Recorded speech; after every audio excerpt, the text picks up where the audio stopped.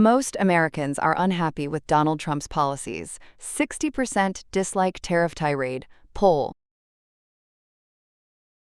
Iranian students begin new university term with protests. Australian frigate sails Taiwan Strait. Russian drones, missiles pound Ukraine.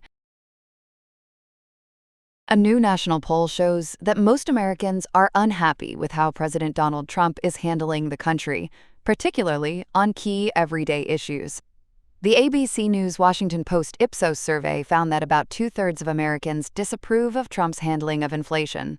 6 in 10 disapprove of how he is managing tariffs on imported goods, and 62% are dissatisfied with his handling of foreign relations. 58% oppose his approach to immigration, while 57% say he could be doing better on the overall economy. On none of these major issues does Trump receive clear majority approval. However, the poll also shows that Americans are not strongly backing Democrats either. When asked who they trust more to solve the country's biggest problems, 33% chose Trump, 31% chose Democrats in Congress, and 31% said neither. The results suggest widespread frustration with both political sides. Trump's lowest ratings came from Democrats and independents, who largely disapprove of his performance. Among Republicans, support is divided. Strong supporters of the Make America Great Again movement mostly approve of Trump's leadership, while other Republicans are more critical, especially on inflation and foreign policy. Students staged protests at several Iranian universities as a new academic semester began on Saturday, according to local media and social media footage. The demonstrations coincided with traditional 40-day mourning ceremonies for those killed during last month's anti-government unrest, described as the deadliest domestic turmoil since Iran's 1979 Islamic Revolution.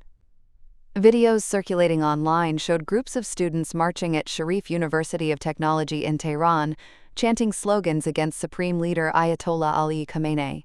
Some protesters were also seen expressing support for Reza Pahlavi, the exiled son of Iran's former Shah. State-affiliated media reported clashes between protesters and pro-government student groups known as the Basij.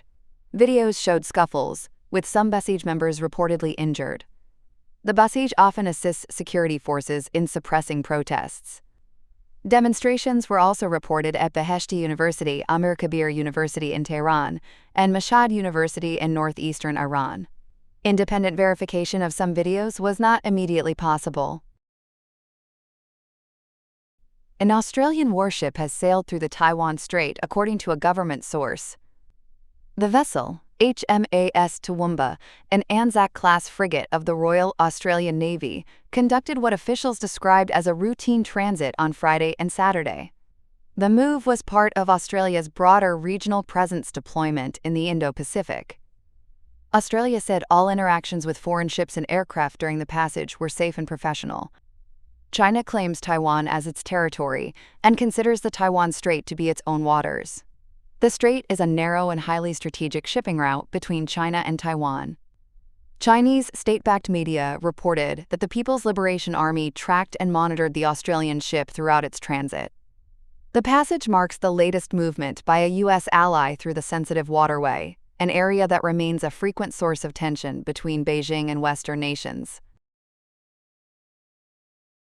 Russia launched a large-scale missile and drone attack across Ukraine, just 2 days before the 4th anniversary of the invasion.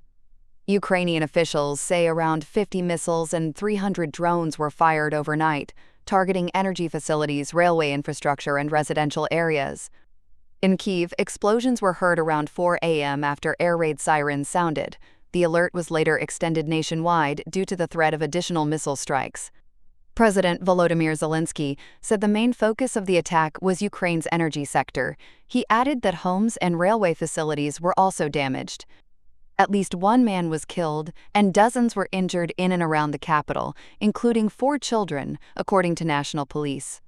Rescue teams were seen searching through debris in the Kyiv region, where a 2-story house was largely destroyed. Temperatures had dropped to nearly -10 degrees Celsius at the time of the strikes. Ukraine's energy ministry said power outages were reported in 6 eastern and southeastern regions.